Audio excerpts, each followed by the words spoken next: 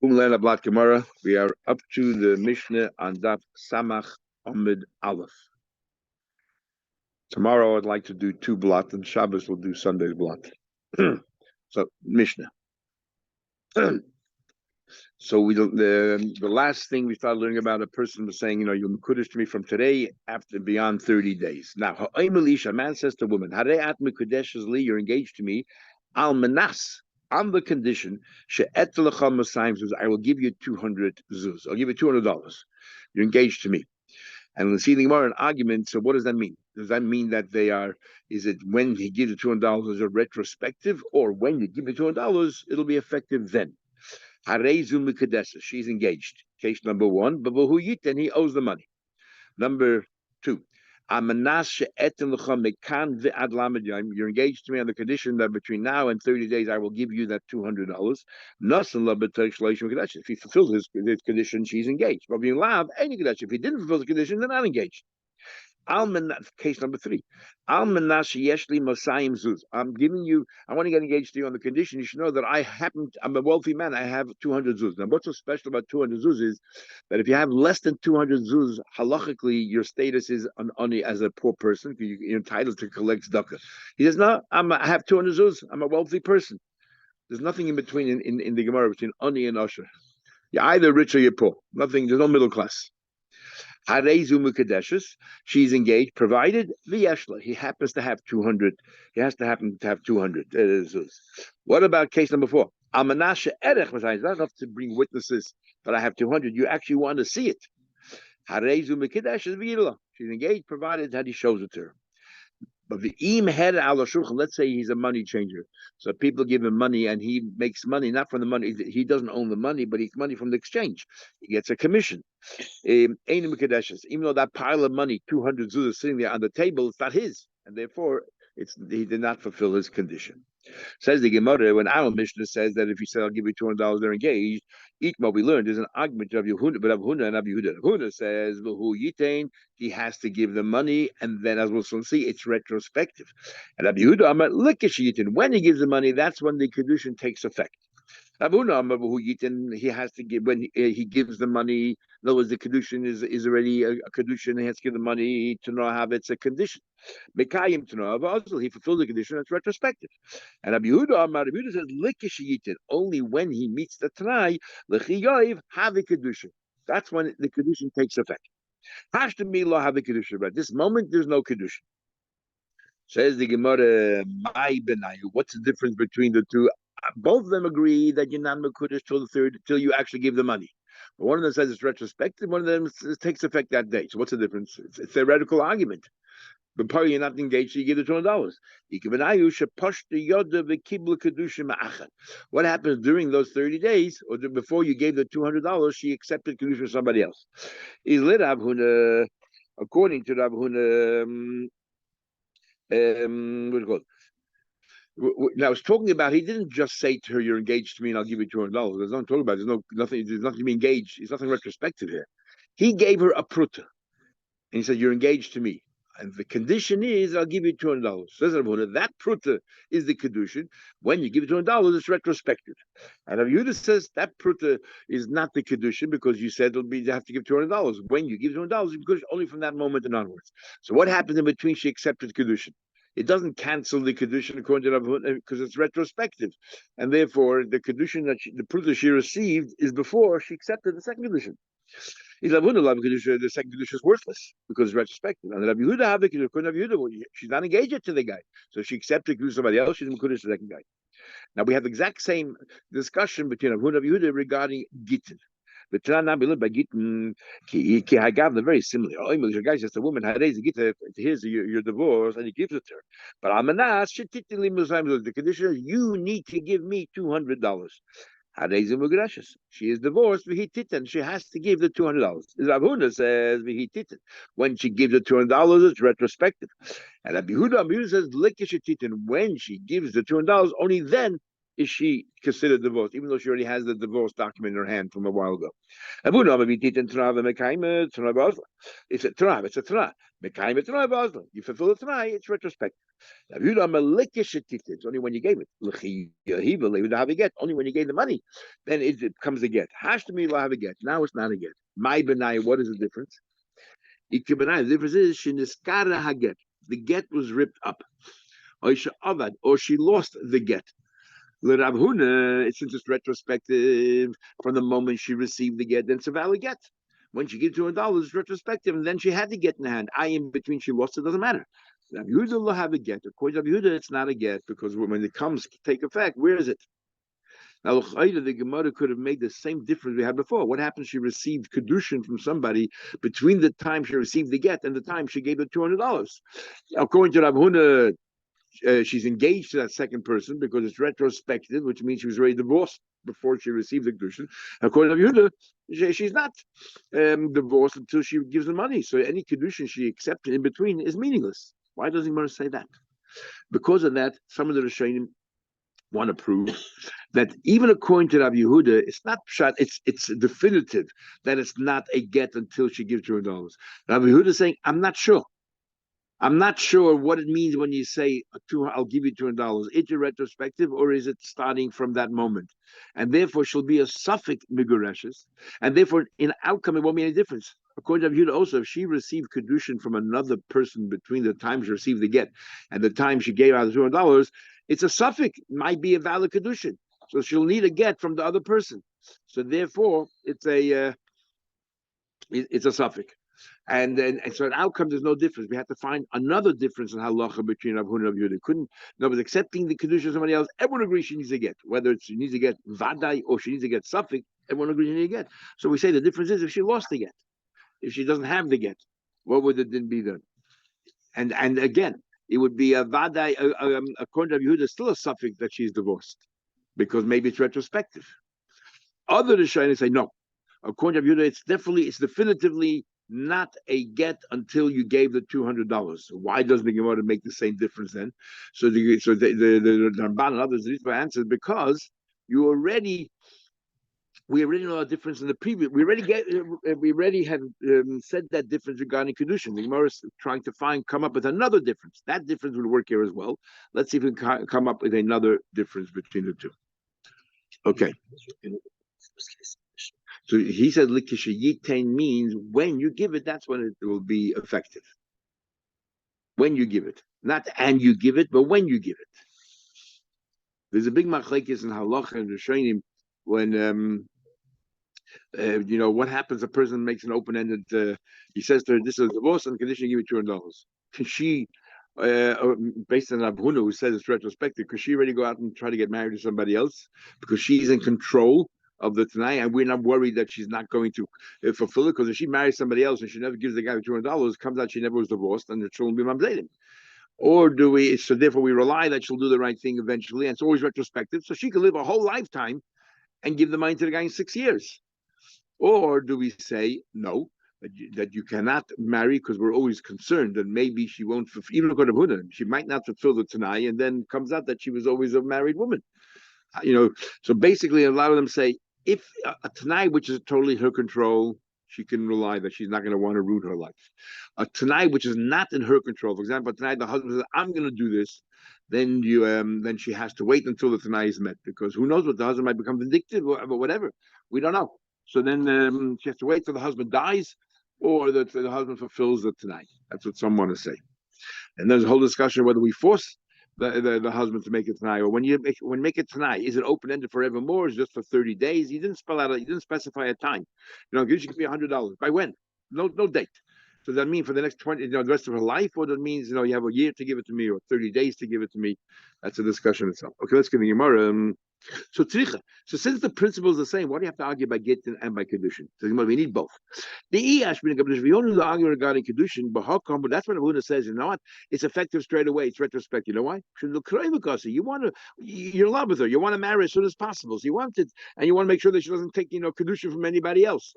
So therefore, you want to make it retrospective. The whole point of a get is you want a distance of her, and maybe in your mind you're having some reservations. Maybe I still love her a little bit. Maybe we can can somehow or another make up. You don't want it to be so quick. You don't want it to be effective retrospectively. So maybe you want to give yourself a pause, give yourself some time.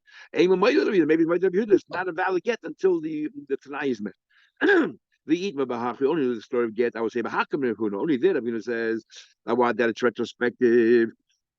He's not worried about that she's not going to meet it tonight because he'll demand it from her. Abul Hocha, because it's him, and he's divorcing her. He doesn't like her anyway, so he has no problem. Abul Hocha, the EU, here when she's getting married to the guy, maybe she's not so convinced or so certain that he'll ever pay her the money. And once they're married, she'll be embarrassed to press him. Hey, I want the $200. What do you know? Abul Hocha, the EU, she'll be embarrassed. Maybe Rabbi Huna's maida. You know what? It's not going to be a Kiddushin until she actually receives that money.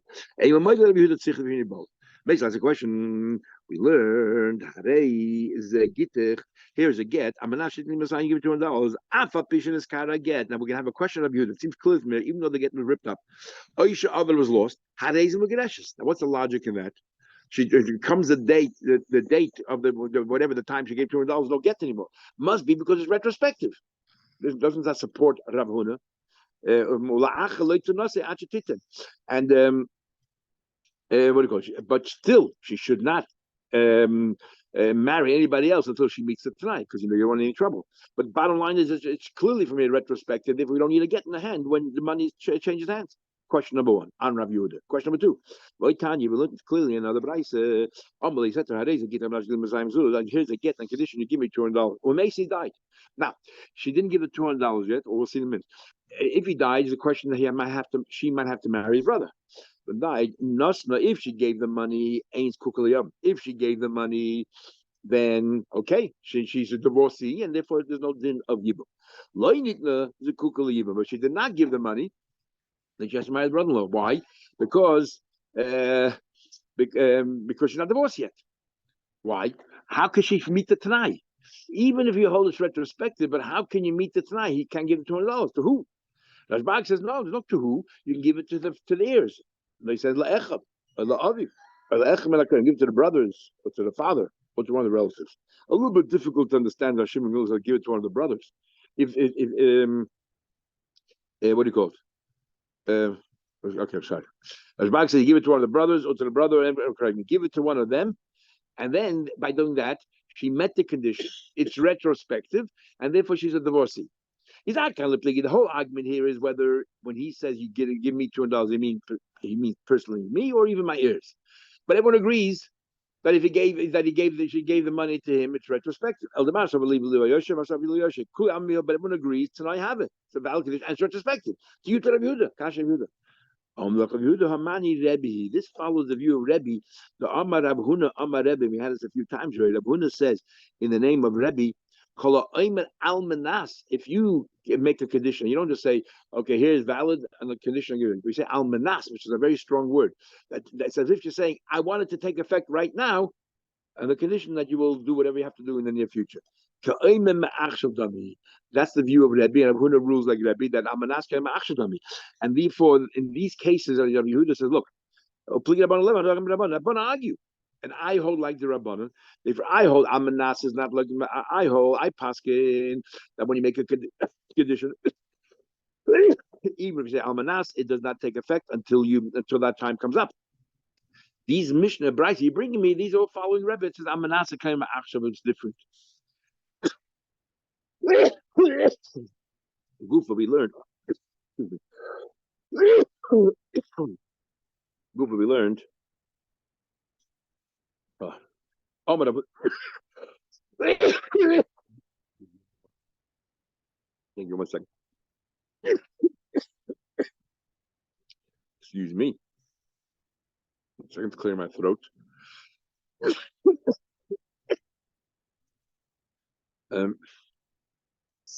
Thank you.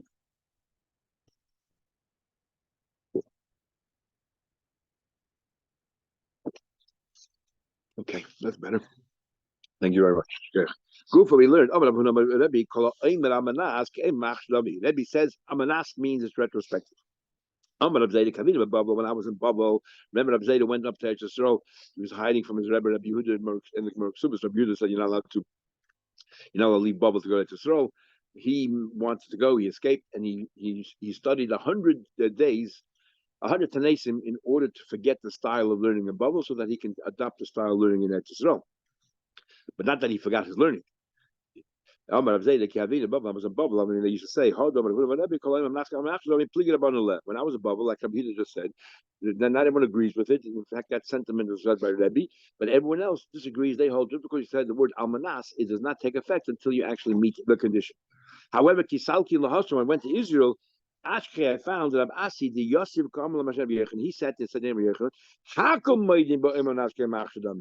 he actually says that everyone agrees. That there is no argument. Everyone agrees that almanas means it's retrospective. Because what's the argument? They're talking about a different argument altogether, which we learned about yesterday. If he says this get is effective today, and then after the person dies. And we learned yesterday an argument in Rebbe and the Chachamim. How do we understand that? Rebbe says that's a condition. So it means if he dies and it's retrospective, it's a valid get. And the Chachamim say, Rebbe says this is a get, and the Chachamim say it's a suffix what it means. Is it a Tanai, therefore it's a valid get, it's retrospective, or do we say he changed his mind? First he thought, Hayem, I want you to both today. Then you know what? La Chamisa. And a get after Misa is worthless. So it's a suffix. But Tanya, so that's where there's an argument how we understand that. Is it retrospective or is it changing your mind? But if you said Amanas, no question it's retrospective. That's how they learn in Israel. That's Israel. But Tanya, we actually learned this is supporting Bryson. Get the Chum say it's a valid get or not a valid get. It's questionable. Is he changing his mind? There's a condition, and Rebbe says because they get. Says the Gemara. Okay, that's Rabbi Yehuda's version. But Rabbi Yehuda understood that they're arguing not only in Mahayim al Chamisa, they're also arguing the whole concept of Almanas, whether it's retrospective or only in the future. So Rabbi Yehuda, the Almanas, now pligi, the Miflagi, why argue in the case of Hayim al Chamisa? Miflagi, them argue even more about Almanas. Let them argue even more that the Rabban hold, even if it's an Almanas, over there, it's questionable what you meant. But when you say Almanas, we know exactly what you mean. It's a straight out condition. And yet the Chachamim say it does not take place until you meet the condition. So why don't we have the argument? And the point of view, the Rebbe and Cham are arguing there as well. So why don't you talk about the argument of Mamanas? Says the Gemara, Nifu Mamanas. The Gemara, like the reason is we want to tell you Koyach the Rebbe holds that not only Almanas straight condition is retrospective, even in the case Mahayim al Chamisa that you might doubt what he means. I'm telling you, it's a Tanai and it's retrospective, and she is a free woman. So that's the chiddush. That's why we're arguing in that case to teach you how far Rebbe will go. Even in that case, which is not so clear, it's a bit vague. It's a get. Says the Gemara, why are you so interested in telling us the view of Rebbe? Why are you more interested in telling us the view of the Chachamim? That the Chacham hold not only Almanas is not retrospective, but even Hayim Lachmis, when you look about Almanas, like the Achad Koich Rabbanon teaches what the Rabbanon say. Says the Gemara. We always rather support the opinion that is more lenient. Why? Because it takes much more knowledge. It's very easy to say something is usher. So easy. It's to say something is permitted. You need to know what you're talking about. You have to have support. You have to have a strong proof that this is the way it is. Amanash, I think further. Amanash, I'll give you money. He has to give the money. Pshita, of course. So you want to know the chiddush is ma'od. I would have thought, love to know you. It's not really when he says I'm conditional, I'll give you 30 days. He said, I'll give it to you in 30 days. The Mishnah says, okay, if you give it within 30 days, she's engaged, not now, of course. What's the Kiddush in the Mishnah? That's what you said. No, we would have thought that he didn't really mean it. Those people talk. Maybe only Lizruzik Kama, doing it to give him the incentive to actually hurry up. Kamash, no, it's exactly, we take your words literally. I have $200. So what are you telling me? That that if he doesn't have $200, whatever it is, if he doesn't provide proof that he has it, she's not mekudesh. How do we know 100%? Maybe he has somewhere. Void Tanya, we actually look at it. Maybe he does have some $200 somewhere. Where's the Lakashi? You're right. I'm just talking about the Kiddushin. That one thing is for sure. If he cannot provide evidence that he has $200, he's not engaged definitely. But Kiddushin something there is. Maybe he does have. Just like we looked at your basis, Shmuel said, if a date does not have worth of a pruta, but maybe chashina shema shava pruta b'mada, it might be worth something else. Same here. So safek kedushin, which means that if she receives kedushin from somebody else, she needs a get from both of them. I'll show you $200. So I'll show you. What about somebody else's money? When he says to her, "I'll show you $200," she understood, and what he meant was my $200. If he showed him on the table, and there was a money changer, it's not his money. Even though he's making commission out of it, so he has a right to this money. Nevertheless, it's not his money, and therefore they're not engaged. Mishnah. Amanashi actually based quite offer. He said to her on the condition that I happen to own a 30 saw of land. She's engaged, provided he has it. If he says I have in that particular area, it has to be in that area. You can't say, it doesn't really matter where it is as long as he has enough. 30 saw in that town, it has to be in that town. I'll show you a section of land that I have. He has to show it to her, and as we're saying, it has to be his. If he showed him somewhere out in the valley so far away, ain't a Mekadeshes. But why? Because it's not necessarily his. He's just showing a whole big area, but it's not his. It has to be his. Says the Gemara.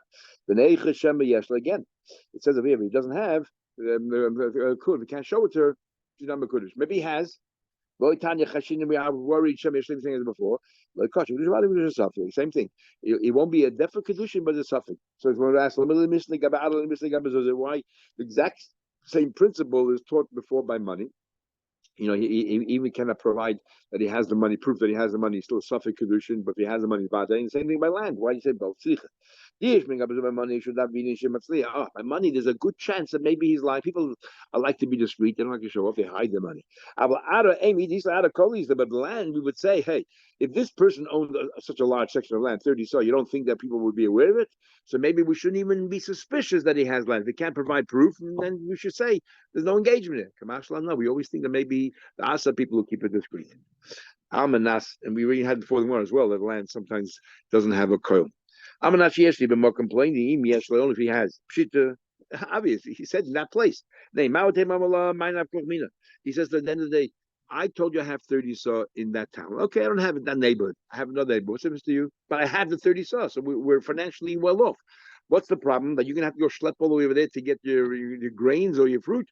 I'll bring it over here. I will bring it to you. I'll schlep out there. We take you literally.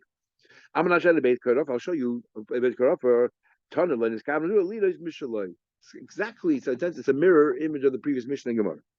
If you show him just other people's land, she's not engaged. Says the Gemara, Pshita. Of course, it's not engaged. It's not his land. He is he's a sharecropper. Because he's a sharecropper, sorry. Very exactly. He's a sharecropper, so we would have thought it's considered like his land. And the Mishnah tells you it's not. You know why it's not? Because he's only entitled to the dividends. He doesn't actually own any part of the company.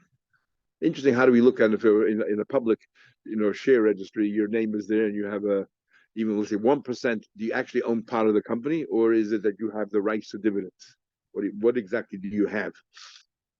Especially how does halacha look at it? Says the Gemara. And this is relevant to Chometz on Pesach and all these other things. What exactly is it that you have?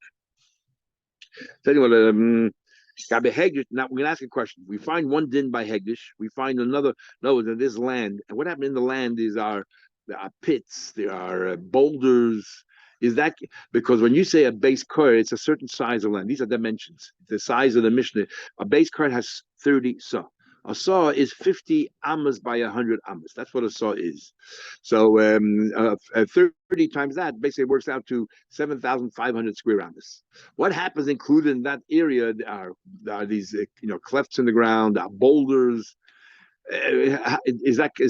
But so in total you have that amount of square footage or amas. But it's not really arid. It's very arid land, or you can't really plant on this. Or how do we use it? So there's a difference in the way the laws of Hegdish and the laws of a sale. You're selling something, and the question is, when it comes to a woman, he promised her something. How do we view it? Do we compare it to Hegdish, or do we compare it to Mecha. And the Gemara explains. Gabe Hegdish Tanam, we learned in regarding laws of Hegdish, Hamagdish Sadeya Bishasa Yevel. If somebody makes his field Hegdish in the times of Yevel, and the times of Yevel doesn't mean the year of Yevel, it means the times of the base of Migdash, the first base of Migdash, when they follow the laws of Yevel. There, the law in Torah says that when you redeem the land, there's a fixed amount you pay. You pay always the same amount of money, which is noisin bezera chaymer a certain amount of barley, chamisha shekel kesef. That the chaymer is the equivalent of 50 shekel kesef, and that's what you pay for the land. Doesn't matter how arid the land is or how what kind of wonderful soil it is. It makes no difference. It's a fixed amount. So what happens? If the land had these pits there or cracks or clefts, Amukim Masor Tvachim, that was 10 Tvachim deep. And you know, in the laws of Shabbos, 10 Tvachim makes it a separate domain. It's 10 Tvachim deep, or Sloim Givoim Masor Tvachim, you have boulders in the middle of the property that are 10 Tvachim high. Ein Nimdadim Ima, when you calculate each saw, they are not calculated with it. They're not calculated with it. So what happens there? There, the way some of the Shayim learn is, we don't use the fixed amount, which is the chaymer of barley, the equivalent for each saw of 50 saw, but rather 50 shekel kesef. But rather, what we do is that for each chaymer, but rather is whatever the true value is. We get an assessor here, and they evaluate what's the value of this boulder, what's the value of this pit over there, and so on. But pachas mekan, less than that. And if it's less than 10 tefachim deep or 10 tefachim high, then it does get measured with it. But we asked, okay, true, it does not get calculated with the land. Why don't you go ahead and you assess it separately? And the way Rashi learns is, why do you measure the slope, the precipitous? Just measure the tabletop, the top of the boulder, and use chaymer there or whatever, but let's only use the top. Why measure the whole side as well? The chi tema, if you can tell me, why we don't measure it separately? We tell me that what? That if it's not the size of a base coir, it's worthless. It's not worth the time. Land was not that expensive, and it's not worth the time of the assessors to go ahead and work it out. But a meaning will answer your question, but it says clearly that a coir is not the minimum of land, and the Torah says, okay, let's work out a chaymer of the sa'irim, a chaymer is a measure of sa'irim of barley. But a meaning will learn, Sada, it says in the pasuk, your field. So we darshan, what does it mean? The feature never says zera chaymer sa'irim. It says the growth of a chaymer of barley, bechamishim kesef, 50 kesef, only if you made such a large amount. How do you know if it's a half of a coir and it was only 15 saw? How do you know the chatzi lesech, which is 7.5 saw? How do you know one saw and you want to redeem it? You have to pay, pro rata commensurate to the cheshbon of chaymer, which is for 30 saw of barley at 50 kesef. Tirkav, how you know if it's 3 kavim, which is a half of a saw, or chatzit tirkav, which is a quarter of a saw, 1.5 kavim, bafilo roiva, a quarter of that. Minayin, how do you know? Any size field. So there's no minimum dimensions. So why don't we also do something in the rocks and the water? No, you're right. You're right. If there's boulders or cracks in the ground, fissures in the ground, clefts, they are included with the rest of the field. The reason why they're not included here is because it's filled with water. You cannot plant there. And I proved to you, because the boulders you cannot plant. So when we say there's a cleft in the ground, we're talking about a cleft in the ground, but it's just like a boulder. You cannot plant. Because you cannot plant, it's not considered part of the property. Which means that the only time we don't count the clefts in the ground, because it's not really, you cannot grow there any crop, it doesn't yield any crop, so therefore it's not really considered part of the field. If so, then what's the relevance if it's 10 tefachim or not 10 tefachim? What's the difference? Even if it's less than 10 tefachim deep, if the point is that you cannot grow anything there, then what happens? You have a boulder that's only 5 tefachim high. Okay, you cannot. The fact that you cannot grow on it, or let's say you have a crack in the ground and it's filled with water, it's only 3 tefachim deep, but you cannot grow anything there. So what's the relevance here of 10 tefachim? So well, there's a big difference. If it's a boulder and less than 10 tefachim, we're going to say it's like the handles of the ground, or we're going to say that it's part like the spines. If it's a hole in the ground, we'll say it's like spines of the ground. In other words, in order to say that it's not considered part of the field, it has to be 10 tefachim deep and filled with water, so you cannot grow. That's the only time we say it's not part of the field. Otherwise, it's considered part of the measurement of the 7,500 square amas. Okay, that's the law when it comes to Hegdish. Gabe mechet now, when it comes to selling land, we learned. Somebody says a friend, base card offer, I'll sell you a base card of sand. There were cracks in the ground that were 10 tefachim deep. 10 tefachim high. There we only say 10 tefachim separates it from the ground, and it doesn't matter whether it's filled with water or not filled with water. It's never part of the land. If it's less than 10 tefachim deep or 10 high, it's part of the ground. And over there, even if it has no water in it. So by hegdish, the only time we say that these clefts, the difference will be by clefts in the ground. In the case of hegdish, we say it's only if it's filled with water and it's not capable of planting it, it's not part of the land. When it comes to you selling somebody a property, if there are holes in the ground, I'll sell you 100 square feet. If there are holes in the ground, that's not part of the 100 square feet. And I don't care if it's filled with water or not filled with water. So my timer, and what is the reason then? If it's not filled with water, what's the problem? A person wants to buy a field that he can easily work the entire field. But if you have these divisions that divide the field, forget about the water. It just divides like 2 or 3 fields, makes it much more difficult. So the question is, Hachamai. Here he promised the woman, I have 30 saw of land. If you could, you could me if I have 30 saw of land. He does have 30 saw of land, and there are holes in the ground that are 10 tefachim deep, but there's no water in them. Do we say, well, we'll compare it to Hegdish, in that case, it's part of the land and he has his 30 saw? Or do we say it's like a sale, and by a sale, it's not part of the land, and therefore he has less than 30 saw? The Hegdish, do we compare it to Hegdish? Or we'll compare it to Mecher. Says the Gemara Mestabra, it makes sense. The Hegdish Medaminla, we compare it to Hegdish. The Amallah, because he says to her, what are you going to complain? When it comes to a sale, the problem is that I have to go around it. It's a big schlep. Who do you think does the work? I do all the work anyways. I'm happy to do the work. I will go out there and work and plant, and I will bring you the yield. So therefore, there's no reason to complain.